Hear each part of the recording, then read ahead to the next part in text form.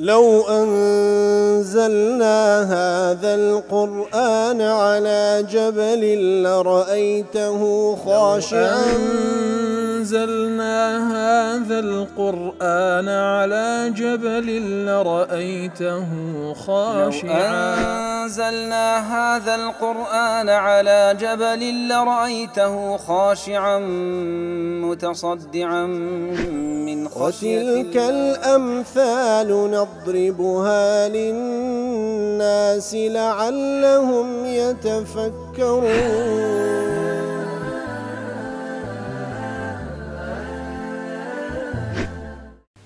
الحمد لله والصلاة والسلام على رسول الله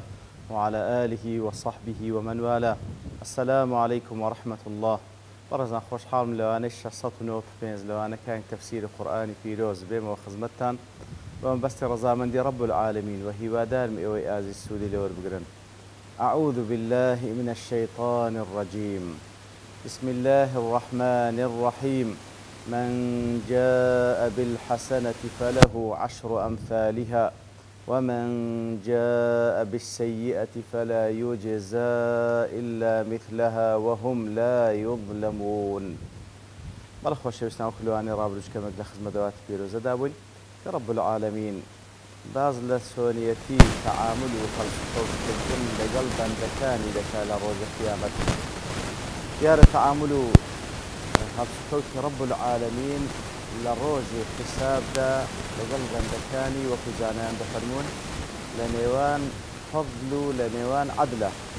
يعني بفضل تعامل لقل كسانك لبندكاني دكتوان أهلي إيمانا لبروي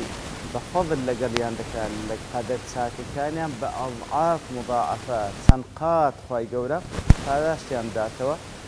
وهروها برامبر بكسان شبيبا ورش بعدل ذكاء واتبهيت شويك ظلميان ليناكا يتلير دا من جاء بالحسنة هركسيك حسنيك بيني تل بروج القيامة واتا حسنو تاكيكو كردويسي شاشي كردبيو بردوان بي لسري كاريش وانزامنا دا كبطالب كاتو حتى لسري دمريو او حسنة لا فراوي كردو كاين نوسرابي روج قيامة رب العالمين پاداشتی داتوا ب10 أمثالها دهين دي أو تساكيك أو كرديتي أو كوزانان دفرمون وكلوان رابط باسما كر كم ترين پاداشت لرب العالمين يكبديه أو جا يكب حفتا يكب حفصات والله يضاعف لمن يشاء فيقول سبحانه وتعالى پاداشتيان داتوا لقدر بمشيئته ويستي خوي لدى كم ترنية يترواي لبو حفتا وحفصته زياتريش بغير حساب شيء وكلا أزر باداشتي الصبر آرام دا إنما يوفى الصابرون أجرهم بغير حساب حساب سبحان الله وكو زانان دفرمون كالماء المنهمر وكو كانياوك وكو سرتاوى آوك آوي لبربروات بغير حساب بالإخوة يستعيتر أو بالنسبة ساكو حسنا بلامك وثمان في بردوان بلا سري وتكارش وأنا كبطالب كاتوات كاري ساكا هاد أنزام داني هنرا وبارزقاري كردن لسريشي عيني بهماشي وهنرا حتى لسري دمري وبوشي وذا قريت وخدمة رب العالمين بوشي وباداش ذاته. ومن جاء بالسيئة بلام هل كسيش لمقابل دا سيئكو تاوانيشي أنزام دا يترجاء به إلى يوم القيامة أو سيء أو جناهي هنا وبردوان بو لسري ولي بشمان نبو توبي لسر نكر حتى أكو لسري مردو بخوي وبكولي جناه كانيوا دسيتا بردست رب العالمين بتشي ويك تعاملوا هالسكوت اللي قال ذكاء ظلم اللي ذكاء أن خير وما ربك بظلام للعبيد ولا يظلم ربك أحدا دفرمي أويك ومن جاء بالسيئة فلا يجزى إلا مثلها سزاي نادرته إلا لقدر أو كردويك كرديتي وزياترنا وهم لا يظلمون بهالشويتش ظلم يعني لناكره ما هاي ميدلي فمن كفر خلد في النار بلام أويك وكافر بي تاواني كفر أنزام بدا خلد في النار وحتى لا أقرد بي فإنه ليس أقبح من كافر فإنه ليس أقبح من كفره هیچ شتێک قەباحەتی گەورەترنی هەندی کوفر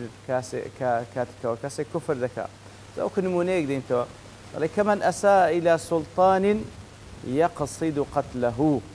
وەکو کەسێک بەرامبەر بە دەسەڵاتدارێک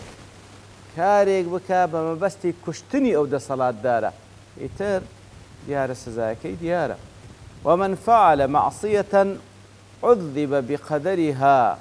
بەڵام ئەوەی کەوە تاوانێک دەکاتن غەیری کوفر کەواتە ئیماندارە موحیدە بەڵام تاوان کە ئەنجام دەدرێت ئەوە طبعا لبين أو كوا خواي جور سبحانه وتعالى وكو عقيدة أهل السنة والجماعة ما دام أهل توحيده فهو في مشيئة الله إن شاء عذبه وإن شاء غفر له كواتا أو كوا لأهل توحيده جناه تاوانك دكاتا غير كفر الشرك أو لمشيئة رب العالمين أجر خواي جور ويستي لسربي لي خوش دبي هذا لين ويستي لسرباته بيت توبش أو جناهي كده حتى لسري شمر ده بيت توبش لمشيئة رب العالمين خوجر توبة بك توبة نصوح بأوهر بالتأكيد خير قبول لك بلام ببيت توبش مردبي أو ما دام أهل توحيد احتماله مشيئة خير لسربي لي خوش بي ببي أوي كوا عذابي بدا احتمالش لقدرت أن تاوانكي سزاي بدا عشان عاقبتها لبو بهشتا فأهل التوحيد لنا أجد زهننا من لو يدله أوي كوا تاواني كفر وشرك بي وحتى لا أجد زهننا بلام أوي تاواني كم ترك لكفر الشرك أهل التوحيد بلام تاواني دي كي أنزام ده وكدله ومن فعل معصية عذب بقدرها كمن أساء إلى أحد الرعية كواتا تاواني كفر الشرك وكو يكسك ويستيتي دا صلاة دارك بكوجي أو دا صلاة دار حق خويتي بيكوجي تو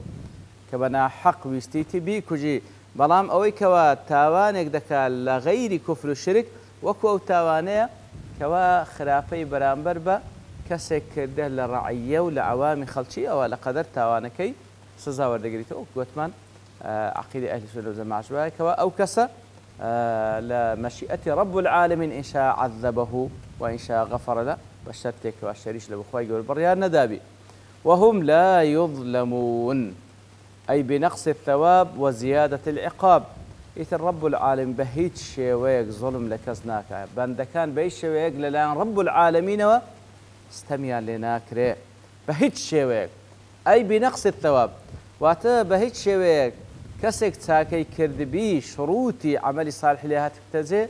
خواهي قول ظلم لنا كبويكوا باداش أو ساكن نداتو كسك خرافي كردي خواهي قول ظلم لنا كبويكوا زياد لخرافكي سزاي بدا نخل لقدر خرافكي خوي سزاي ددا لبروي أصلا ظلم للاي خواهي قول النية ظلم بهيت شويك ولا يظلم ربك أحدا خواهي قول ظلم لكزناك أجر كافر ومشركيش بي لحديث يقداك زور حديثي إلى درباري أو بابتا يقدو حدثان كي بخاري مسلم رواتين كذا أبو هريرة درجة فادي راز الله پیغمبر صلى الله عليه وسلم دفرمي قالت الملائكة رب ذاك عبدك يريد أن يعمل سيئة ملائكة دفرمن أي فروردقار فلانا بندت وإراديه ويسته كوا جناه تاوان بك فقال الله تعالى إذا أراد عبدي أن يعمل سيئة رب العالمين بملائكة دفرمي أجر بنديق لبندكانم ويستي تاوانك أنزام بدا فلا تكتبوها عليه حتى يعملها لسري منسن أو تاوانا حتى وكو أنزامي ددا فأنا أغفرها له ما لم يعملها ما دام زاري نيته ونيكدي تتاوان أم لي خوش دم لو نيتهم مقر بيكا فإن عملها أقر كرد وخلافكي أنزام دا فاكتبوها بمثلها أقر كرد وخلافكي أنزام دا سندي كرده هندي لسربنسن وإن تركها من أجلي بلام أقل لترسي منيش لبيناوي من أو قناهي واز هنا فاكتبوها له حسنة وازي لو قناهي هنا لبيناوي خوا لترسي خوا سبحانه وتعالى أو نكر قناهي لسربنسن بلكو بتساكيش لبوي بنسن وإذا أراد أن يعمل حسنة أقل هربن ديك لبندكان ويستي كردويشي تساق بكا فلم يعملها بەڵام پێی نەکرا ئەنجام بدا فەکتوبوها له حەسەنە مادام نیەتی وە بوو بەڵام پێی نەکرا ئەوە بە چاکە لەوەی بنووسن چاکەیەک لەو بنووسن فەئین عەمیلەها ئەگەر کردی ئەو کردەوە چاکەی ئەنجامدا فەکتوبوها له بعشر ئەمثالها ئەوە لە بۆی بنووسن بەدە هەندەی لۆ بنووسن إلى 700 ضعف بەدە هەندە لۆی بنووسن حتا 700 هەندەش لۆی بنووسن سبحان الله ئیتر لەوە لە تەعاملی رب العالمین لەگەڵ بەندەکانی پاشان دەفەرمی قل خی گەور بە پێغەمبەر دەفەرمی صلی الله عليه وسلم و لە دوای پێغەمبەری صلی الله عليه وسلم بە هەموو ئیماندارێک کە شوێن کەوتەی ئەو پێغەمبەرە نازدارەیە صلی الله عليه وسلم بڵێ إنني هداني ربي إلى صراط مستقيم بڵێ بێگومان ئەمن پەروەردگارم هیدایەتی دایمە لە بۆ ئەو ڕێگا ڕاستەی دينا قيما ملة إبراهيم حنيفا وما كان من المشركين أو صراط المستقيمة دينيكي قيما دينيكي راستو ريكو دينيكي روا ملة إبراهيم لسر دين شريعة إبراهيم عليه الصلاة والسلام حنيفا أو إبراهيم كوا حنيف أي مائلا عن كل باطل خويلا داب لهم باطل ناروايك وما كان من المشركين بهيج شيويكيش بهيج شيويك إبراهيم عليه الصلاة والسلام لريزي مشركان نبوة بلو زخواي قد فرمي قل إنني هداني ربي إلى صراط مستقيم بيامبلي كوا رب العالمين أمني هداية دا لبو أو صراط المستقيم أو ريقا راستي كوا كوزانان دفرمي وكل قاسم وهو دين الإسلام أو صراط المستقيمة كبروردقار أمني هداية دا لبوي أو تسراتك تسرقاك الدين إسلام الذي ارتضاه لعباده المخلصين أو دينيك ورب العالمين رازيب ولبو بند مخلصكاني أو دين بيروبكن إتر پروردگارم أمني هداية دالب أو ريقا راستيك ودين إسلام أو دينيك ودينا قيما دينا قيما طبعا قيما طلع صفتك لبو دين أي ثابتا أبدا أو دينيك وثابت زيجيرة لا تغيره الملل والنحل هرچند فرق و هرچند بابنين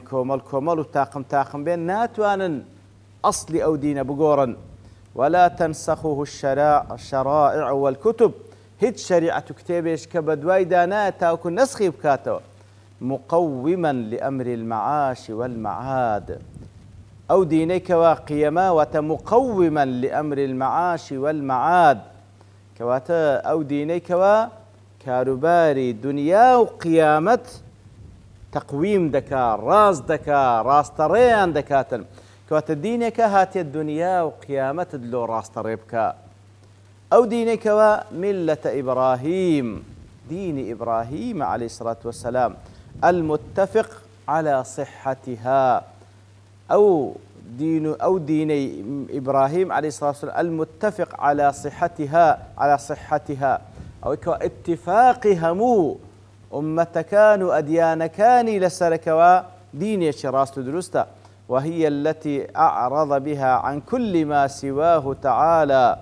أو دينيكوا بهو وإبراهيم عليه الصلاة والسلام بشتي لهموش تكر لغير الله نبي سبحانه وتعالى حنيفا وتأو إبراهيم عليه الصلاة والسلام حنيف أي مائلا عن كل دين وطريق باطل فيه شرك ما أو دين إبراهيم عليه الصلاة والسلام كبهويوا پشتی لە هەموو دینێک و هەموو بیر و باوەڕێ کرد کەوا باطل بی بە هەر شێوەیەک شرکی تێدابی هەر هەمووی پشتی تێکردیە وما كان من المشركين بە هیچ شێوەیەک ئیبراهیم لە ڕیزی مشریکان نەبووە کەواتەوە بەڵگەیە لنزاهته عليه السلام عما عليه المفرقون لدينه من عقد وعمل كواتا بهيش شويق لريزي مشركان نبوة اواني كوا ديني خواي قوريان باش كردو لروي عقيدة ولروي عملوا او زائد عاشا ذكر ايما لسر دين ابراهيم النخير ابراهيم عليه الصلاة والسلام بهيش شويق لريزي مشركان نبوة نلا عقيدة نلا عمليش أي ما كان منهم في أمر من أمور دينهم أصلا وفرعا. بهيج شويق إبراهيم عليه الصلاة والسلام لريزي مشركان نبوة نلا أصلي دينكي مشركان لا لفرع لقبوبك دا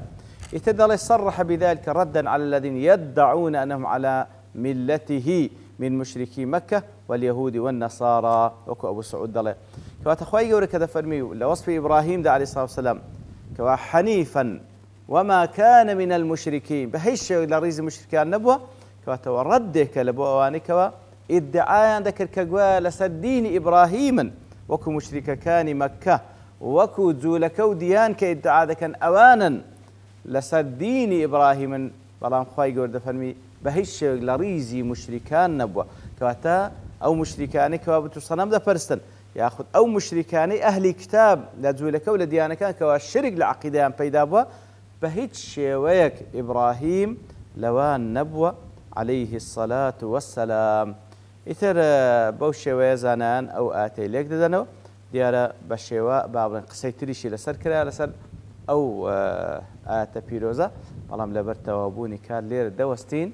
لواني داهتو دين وخزمت بكشتوان رب العالمين وصلى الله وسلم على نبينا محمد وعلى آله وصحبه أجمعين وآخر دعوانا أن الحمد لله رب العالمين. لو أنزلنا هذا القرآن على جبل لرأيته خاشعا أنزلنا هذا القرآن على جبل لرأيته خاشعا أنزلنا هذا القرآن على جبل لرأيته خاشعا متصدعا من خشية الله. وتلك الأمثال نضربها للناس لعلهم يتفكرون.